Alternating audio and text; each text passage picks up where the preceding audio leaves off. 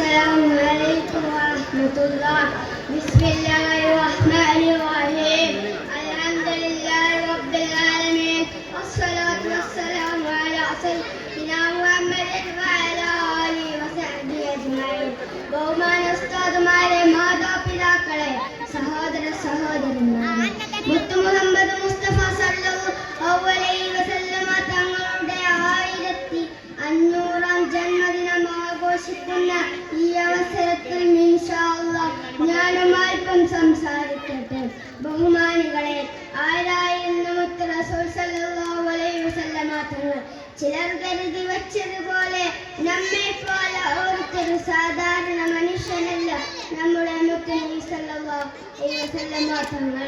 ഏറ്റവും കൂടുതൽ അനീതിയും അക്രമവും വേണ്ടാത്തരങ്ങളും കൊടികുത്തി വാഴുന്ന കാലത്ത് എല്ലാ വേണ്ടാത്തരങ്ങളുടെയും വീട്ടില്ലവും പോട്ടവുമായിരുന്ന ദേശത്തെ നിയന്ത്രിക്കുവാനും നിറവിൽ കാണിക്കുവാനും ഉമ്മയും ഉപ്പയുമില്ലാതെ തികച്ചും താമാന്യമായി ജീവിക്കാൻ എല്ലാ സാഹചര്യങ്ങളും ഒത്തുവന്നിട്ടും ഒരനീതിയും കാണിക്കാതെ ഒരക്രമത്തിനും മുതിരാതെ എന്തിന് തമാശക്ക് പോലും ഒരു കളവ് കളയാതെ മാതൃകാപരമായി നമുക്ക് ജീവിതം പഠിപ്പിച്ചു തന്നവരല്ലേ നമ്മുടെ മുത്ത് നബി സല്ലല്ലാഹു അലൈഹി വസല്ലമ തങ്ങൾ.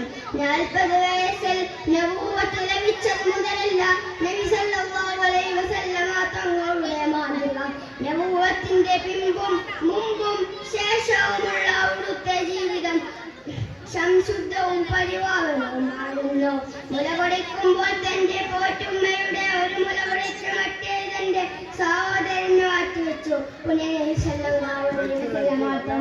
ബാല്യകൗമാര ജീവിതത്തിലെ ഒരു ചാപ്പല്ലത്തിലേക്കും വയുകില്ലാതെ അലാമീനായിട്ടല്ലേ മുത്ത് നബി സല്ലല്ലാഹു അലൈഹി വസല്ലമ തങ്ങൾ വളർന്നത്. പെൺമക്കളെ ജീവനോടെ കുഴിച്ചു മൂടുകയും അവർ തന്റെ അഭിമാനമായി കരുതുകയും ചെയ്തിരുന്ന ആ കാലഘട്ടത്തിൽ 4 പെൺമക്കളെയല്ലേ അവിടുന്ന് താലോലിച്ച് ഓമനിച്ച് വളർത്തിയത്. ഇങ്ങനെ പുണ്യനബി സല്ലല്ലാഹു അലൈഹി വസല്ലമ തങ്ങളുടെ ഓരോ ഏടുകളെടുത്ത് പരിശോധിച്ചാലും അത് സാധാരണമല്ല, പരിശുദ്ധമായിരുന്നു, പരിപാവനമായിരുന്നു എന്ന് നമുക്ക് കണ്ടെത്താൻ സാധിക്കും. അതിനാൽ അവിടുത്തെ ജീവിതം ആദരവത്തോടെ ഗൗരവത്തോടെ നാം പഠിക്കുക, മാതൃകയാക്കുക, വരും തലമുറിച്ച് കൈമാറുക.